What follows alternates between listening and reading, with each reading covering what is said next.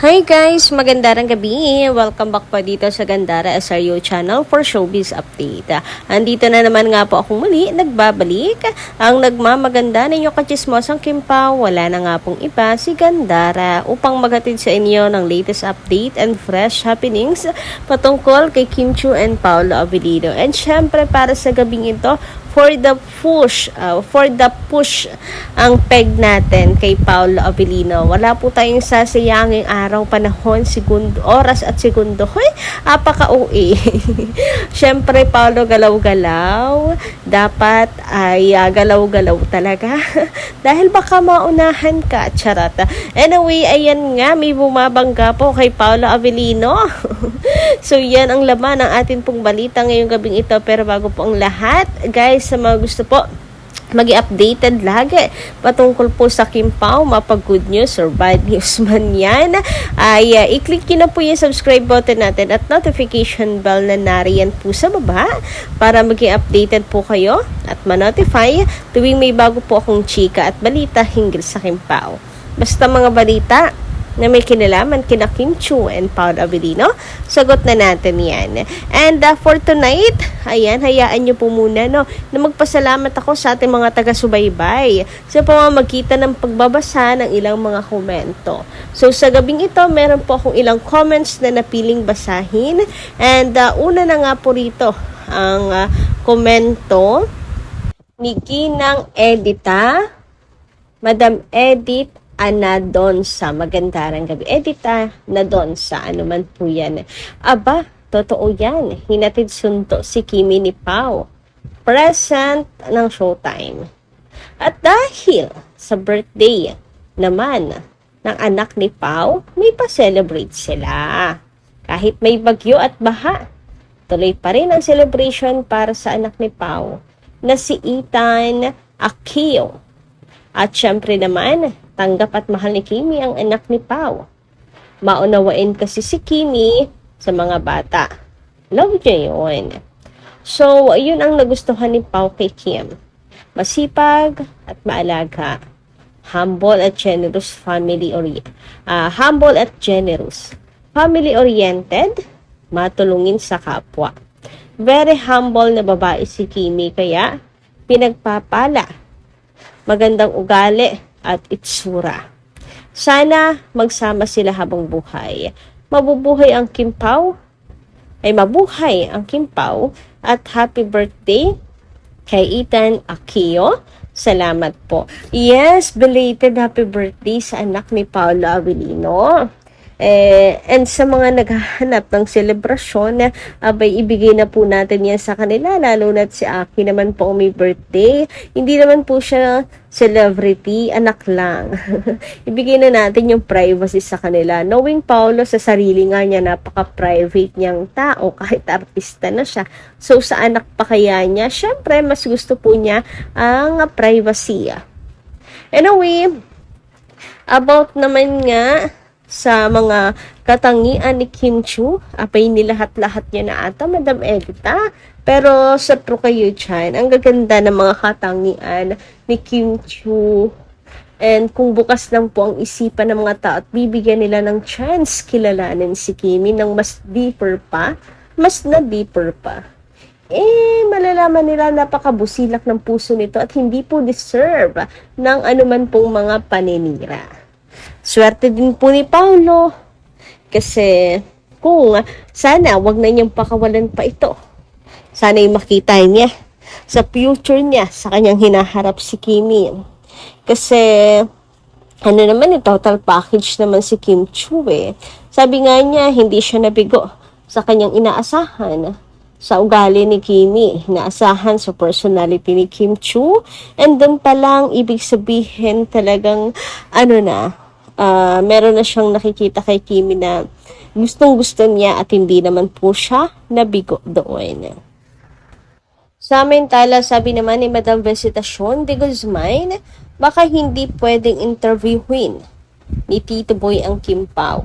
Nasa GMA na si Tito Boy.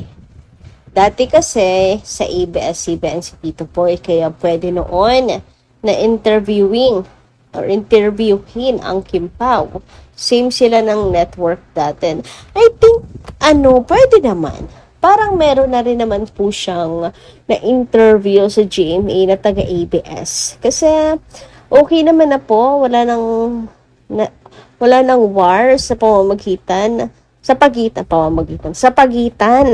ng ABS at GMA ngayon. Friends na sila. Friends na sila. May collab naman na ang GMA and ang ABS. Kaya sana maaari, pwede nilang ma-interview ang dalawa. Kung gugustuhin, pero kung mananatila ang GMA na business is business, kung hindi papalabas sa GMA ang The Alibay or walang project ang Kim Pao under na mapapanood sa GMA 7, baka magdamot sila. Sa Showtime kasi, di ba, kahit collab naman na ang Showtime and GMA, bawal bawal mag-promote ng ibang programa na hindi po umi-ere sa GMA network. So, meron pong mga restrictions. So, 50-50 pa din. Pero umaasa ako, nawa naman. Diba?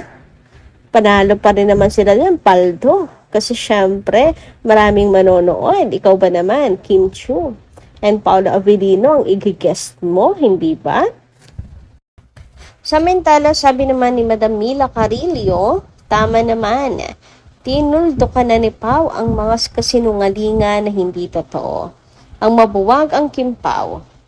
Tayo mga fans, wag na tayong maniwala sa putak na putak. Putak ng putak. Nakaka-stress lang. Mai-stress lamang tayo sa mga balita na wala namang katuturan. Nagulo lang ng fans. Sana naman, respeto naman sa ating idol na Kim Pao. Mabuhay, teleserye, and movie na The Alibay. Sana maging matatag, masaya, at matibay ang paninindigan ng mga solid, paninindigan ng fans. Solid senior na wag masira ang Kim Pao, magsaya na lamang tayo sa Kim Pao. Maging tapat lang kayo at respeto. Good support lang tayo hanggang dulo. Iwasan masira ang Kim Pao. Si Lord na lang ang bahala sa bashers. Good luck. Okay. Siguro may kinalaman to sa mga bagay. Actions, sinasabi natin na maaari pong mag-bounce back sa Kim Pao. Okay lang sana kung tayo lang Pero kung reputation, Kim Pao po ang maapektuhan, doble ingat po tayo sa mga sinasabi at paggawa natin ng issue. Kasi hindi naman Kim Pao po ang tawag dito, masisira. So, in short, pabayaan na natin ang iba. Pabayaan na natin yung mga idols ng bashers. Huwag na natin pakalman at idamay. Kung ipagtatanggol natin sila Kim and Paolo, ipagtanggol natin sila sa pamamagitan ng kung paano natin kilala ang Kim Pao. Sabihin ang mga characteristics na meron sila Kim and Paolo na ganito ganyan para baliktarin ang kanila pong mga sinasabi tungkol sa dalawa. And wag na natin idamay kung sino-sino pa man para sa gayon hindi po masira ang Kim Pao.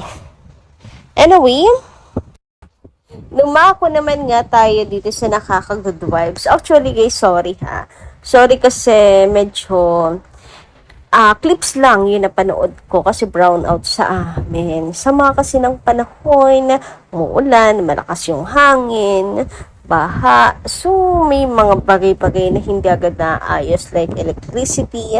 So, ayun, clips lang yun napanood ko. Hindi ako nakapanood ng Showtime live. Live ba yung Showtime? Anyway, isa to sa napanood ko na good vibes siya. Ang Kim Chuk. Napanood ko yung clips ito, tawang-tawa ako kay Kuya. Grabe, lakas ng loob niya. And abangan natin yan. Grabe, ang saya ngayon. Bunot na bunot talaga at paborito po ng mga contestants si Kim Chu, no? Talaga naman. Dati si Ann, ngayon si Kimi naman. Grabe, bentang-benta talaga ni Kim Chu.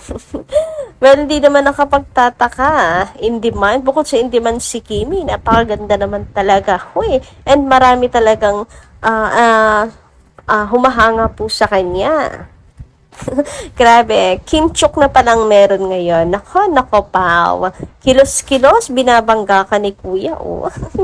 Si Kuya, ginagalaw na yung baso. Ikaw, kailan mo isisigaw ang I love you, Kim Chuk? Ay, apaka-demanding.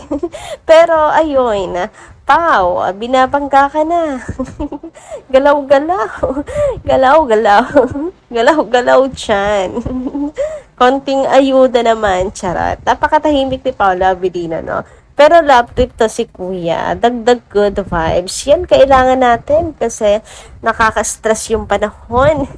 So, kailangan natin ng mga ganito, pampag-good vibes. So, guys, huwag niyo masyadong seryosohin, ha? Good vibes lamang yan.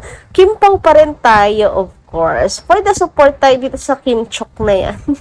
Pero syempre, Kimpaw pa rin. Sa Kimpaw pa rin, uuwi. Huy! Anyway, hanggang dito lang muna aking update. Papi Paolo, galaw-galaw. Yan yung pahabol natin. Galaw mo na rin yung baso.